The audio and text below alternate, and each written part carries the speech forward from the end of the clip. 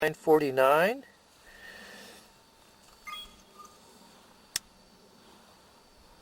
And I'm also recording on my for my lecture for my students here, but I'm also recording on the cam. You can see the little red record in the top of the camcorder. So the camcorder here is acting only as a recorder. It is not using the lens in front, clearly. It is merely taking the signal from the very low light level Watec. Here we go. There's our Watec power supply. Excuse me, our Watec power cord bag for the Watec camera. So you can see now how close the star is getting to the edge of the moon. And at 9:02, which is in 4 minutes, I'm going to start recording for good. So I'm going to pause. So there we go. We have begun at 9:00 and 36 seconds for the Graze of 949, ZC 949. We are at the we're at Calaveras Reservoir, and the star should be doing a good number of timings, I'm hoping, from this location. So the nice thing is that this may be a double star, and if it's a double star, then I should see multiple, I should see fade, disappear, come back, brighten. And boy, I'm noticing that my actual battery is already half done. I charged it up last night. So that's unusual. Alright, the occultation, the Graze should begin any second. There it goes. R. Yeah, that was gradual. Fade, yeah. D.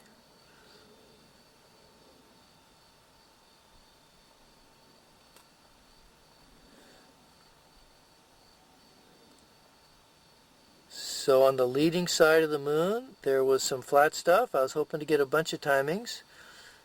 I got one mountain at least. So that might not be it on, that might be it on the leading side. It's going to come out in a valley and then do some more stuff as it goes behind a mountain on the edge of the moon. I hope it's not that sunlit peak that I see. I don't think so. This Graze is 4.9. You know, I think I can see this. I think I can see the star. Still, or it might just be a skosh of sunlight, perhaps on the peak that the star is going to be doing its last events on. We will have to wait and see. So I'm waiting. So it's gone behind the bulk of the moon now. That'll take a couple of minutes. Should come out now into a valley soon.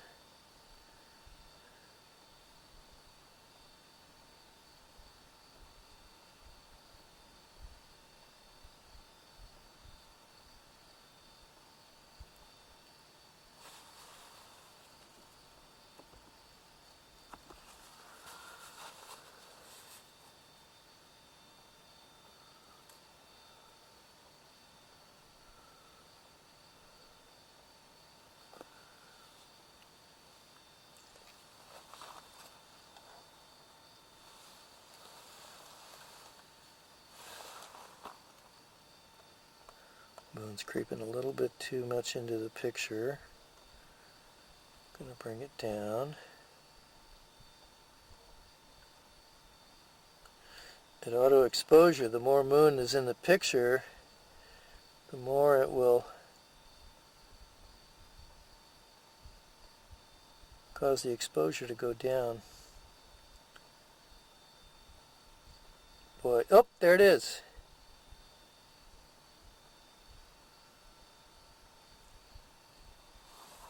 Reappeared pretty sharp. The D's were gradual. The R's At least that one looked very sharp. Heading towards a bright peak. I'm hoping it disappears before it gets there. The bright peak's about the same brightness as the star. It's going to make it tough to get timings.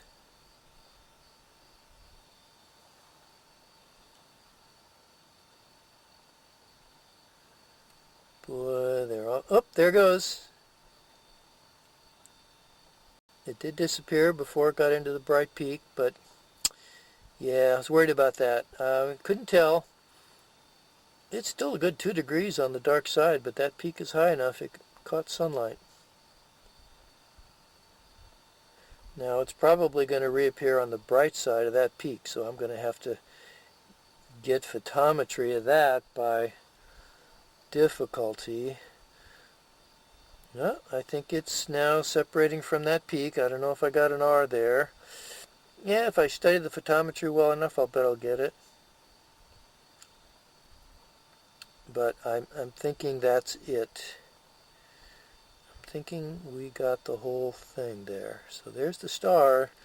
Now getting pretty close to the actual solid bright part of the moon. The northern sunlit polar area. Alright, I am going to now take this off so you can get another view.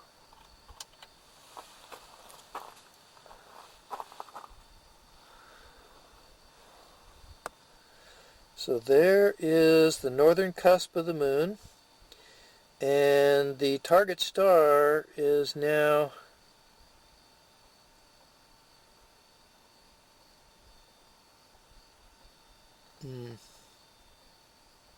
I think the target star is now completely on the northern side. You probably won't be able to see it in this this little view here.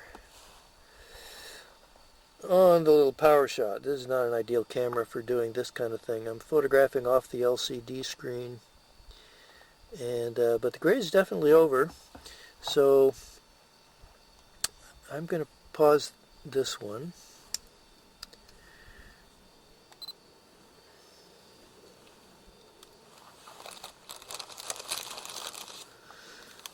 And it's kind of funny, it looks like now that I see, I mean, I can see the star now definitely over the bright part of the moon, but it looks like I can see a couple of other peaks I hadn't noticed before that are between the sunlit peak